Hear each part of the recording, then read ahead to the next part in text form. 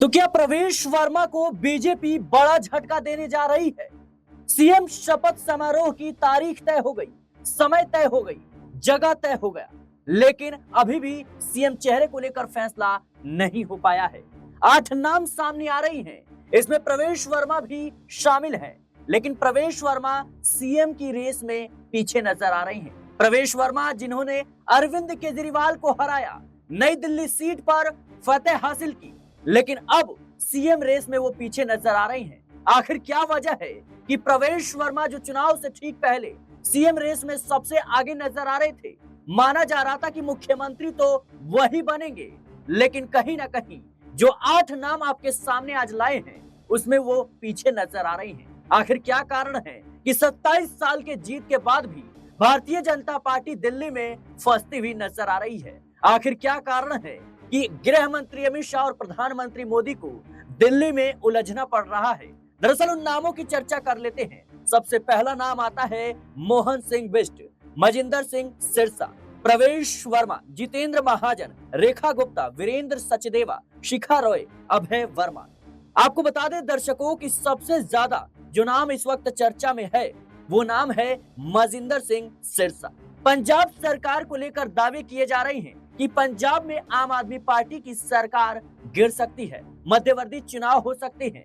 वहीं देखा जाए तो भारतीय जनता पार्टी को तलाश है किसी पूर्वांचली चेहरे की, ताकि बिहार में कहीं ना कहीं बड़ा फायदा मिल सके। ऐसे में प्रवेश वर्मा अरविंद केजरीवाल को हराकर भारतीय जनता पार्टी का परचम तो दिल्ली में लहरा देते हैं, लेकिन सीएम पद की रेस में वो नजर नहीं आ रही हैं, यानी पीछे नजर आ रही हैं। इस मुद्दे पर बातचीत करेंगे कि आखिर प्रवेश वर्मा का अगला कदम क्या होने जा रहा है। क्या प्रवेश वर्मा भारतीय जनता पार्टी से बगावत करने वाले हैं? दिल्ली की सियासत को लेकर बात करेंगे। मेरे साथ मेरे सहयोगी अमन सर मौजूद है। सर आपका बहुत बहुत स्वागत है। सर, जिस तरीके से इस पूरे चुनाव के दौरान आप ग्राउंड पर गए, लोगों से बातचीत की, कई नेताओं से आपने बातचीत की, लेकिन अभी जो मामला फंस रहा है, 27 साल के जीत के बाद भी भारतीय जनता पार्टी क्यों फंस रही है? क्या प्रवेश वर्मा अब मुख्यमंत्री नहीं बन पाएंगे?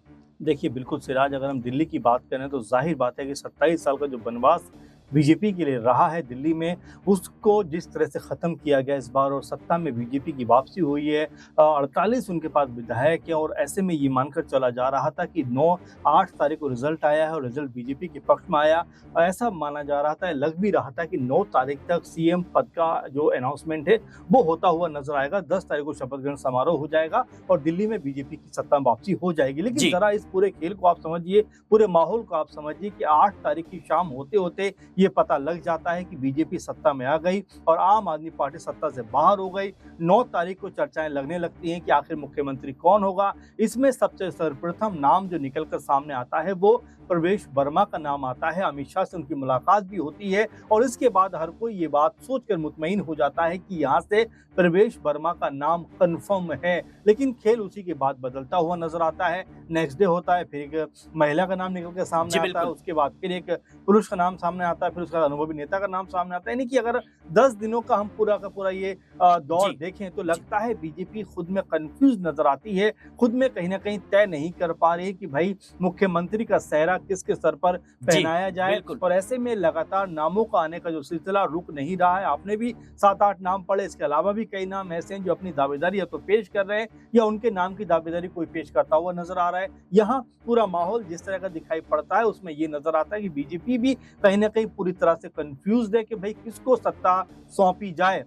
जरा आप देखिए, शुरुआत में कहा जा रहा था कि पीएम मोदी की 13-14 की जो लगातार दौरे हैं, फ्रांस गए, वो अमेरिका गए, कि उसके बाद जब इंडिया आएंगे उसके तुरंत बाद यहाँ पर सीएम पद का नाम अनाउंस हो जाएगा। लेकिन जरा आप देखिए, फिर ये कहा गया कि वो 17 तारीख की सुबह में सीएम पद को लेकर मीटिंग होगी, विधायक दल जो है मीटिंग करेगा, उसमें कोई एक नाम चुन लिया जाएगा। 17 तारीख को, फिर 19 तारीख को कह दिया गया। तो ये तारीख पर तारीख जो देने का बीजेपी के अंदर लगातार सिलसिला जारी है, उसको लेकर अब कई तरह के सवाल उठ रहे हैं कि क्या वाकई में बीजेपी किसी के नाम पर मोहर लगाने वाली है या अंदर खाने की जो समस्याएं हैं, जो अंतर कलह है, उससे बीजेपी जूझती हुई नजर आ रही है। प्रवेश वर्मा की अगर हम बात करें, सबसे ज्यादा आगे वो इस रेस में नजर आ रहे थे। इसका भी अपने आप में वजह है कि 25 सालों से लगभग या 25-26 सालों से लगभग जो नई दिल्ली की सीट है, इसके ऊपर लगातार मुख्यमंत्री बनते रहे जो लोग यहाँ जीते। 3 बार शीला दीक्षित मुख्यमंत्री रही, जी। उसके बाद जो अरविंद केजरीवाल यहाँ से लगातार 3 क्या बार जीते हैं। अरविंद माफ कीजिएगा, जी। क्या बीजेपी को वही नौबत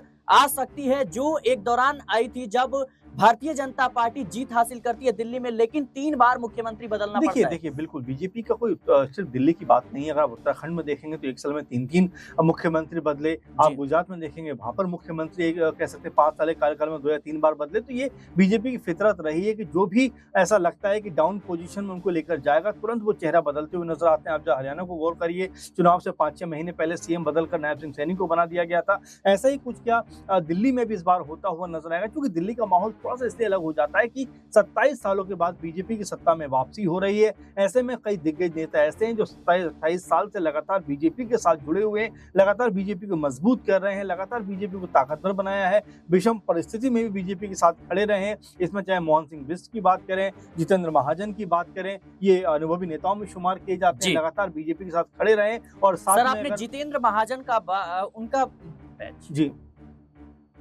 सर आपने जितेंद्र महाजन का नाम लिया, ये आरएसएस से भी ताल्लुकात रखते हैं। इसके साथ ही रेखा गुप्ता जो कि आरएसएस से नजदीकियां इनकी मानी जाती है, और देखा गया है कि भारतीय जनता पार्टी में जितने जो अभी मौजूदा मुख्यमंत्री बने हैं सबका आरएसएस से कहीं ना कहीं कनेक्शन जरूर रहा है। देखिए सिराज, इसमें कोई नई बात नहीं है, कोई दोराय की बात नहीं है कि जो भी अहम पदों पर बैठेगा बीजेपी के अंदर वो आरएसएस से जुड़ा हुआ व्यक्ति होगा। आप इतने नाम आपने पढ़े, उसमें आप जाकर देखिए, सभी लोग कहीं ना कहीं आरएसएस से जुड़े हुए होंगे, और नहीं होंगे तो वो इतने मजबूत नेता होंगे जो वाकई में अपना हक और कद इस तरह का रखते होंगे कि उनको नजरअंदाज नहीं किया जा सकता। लगभग 90 प्लस जो कह सकते हैं कि बड़े पदों पर बैठे हुए लोग हैं, उनकी जो बैकग्राउंड है या जो उनका कह सकते हैं हम अगर पीछे का उनका इतिहास देखें तो आरएसएस के साथ जुड़ा हुआ नजर आता है। और यहाँ पर भी चाहे प्रवेश वर्मा हो, चाहे रेखा गुप्ता हो, मोहन सिंह बिष्ट और तमाम नेता हो, आरएसएस के साथ में घनिष्ठता नजर आती है। और जाहिर बात है कि ये कहा भी जाता है कि पर्दे से पीछे बैठकर पूरा खेल जो आरएसएस खेलता हुआ नजर आता है, यानी कि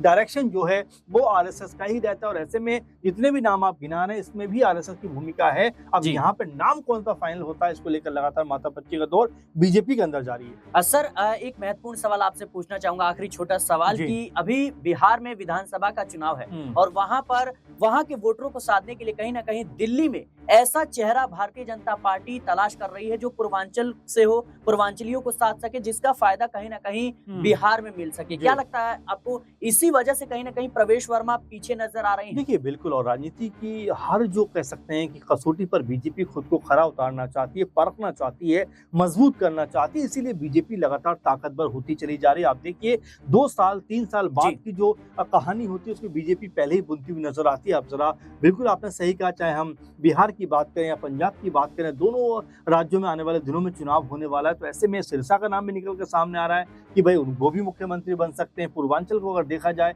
या बिहार को देखा जाए तो जो है अभय वर्मा लक्ष्मीनगर से जो विधायक उनका नाम भी निकल कर सामने आता है। संगम बिहार से चंदन चौधरी उनका नाम भी सामने आता है। और भी तमाम ऐसे चेहरे हैं जो लगातार इस बात को रिप्रेजेंट कर रहे हैं कि भाई बिहार को देखते हुए यहाँ पे उनका नाम सामने आ सकता है। इसके अलावा भी आप देखिए मारवा जो जंगपुरा से जीते हैं, मनीष सिसोदिया को हराया है, वो भी कह सकते हैं उनका नाम भी सामने आ रहा है। तो ऐसे कई चेहरे हैं, कई नाम हैं जो रफ्ता रफ्ता सामने आ रहा है। लेकिन देखिए तमाम रणनीति को देखते हुए हो सकता है बीजेपी एक मुख्यमंत्री और 2 उप मुख्यमंत्री की जो अवधारणा है लगातार, चाहे राजस्थान में हो, मध्य प्रदेश में हो, बिहार में हो, उत्तर प्रदेश में हो और इन तमाम राज्यों में हो, वैसे ही कुछ दिल्ली में भी करती हुई नजर आ सकती है। क्योंकि बीजेपी तमाम राज्यों को देखते हुए, तमाम आने वाले चुनाव को देखते हुए रणनीति बनाती है और उसकी रणनीति कहीं ना कहीं बीजेपी के लिए फायदेमंद साबित होती है। यही सोचकर शायद बीजेपी तस्मै भी ले रही है। अब वो नाम कौन सा होगा मुख्यमंत्री का, इसको लेकर सस्पेंस अभी भी बना हुआ है। जी बिल्कुल दर्शकों, जाहिर सी बात है कि प्रवेश वर्मा अरविंद केजरीवाल को हराने के बाद सबसे आगे नजर आ रहे थे मुख्यमंत्री की रेस में। लेकिन मौजूदा हालात को देखते हुए, भारतीय जनता पार्टी परिस्थितियों को देखते हुए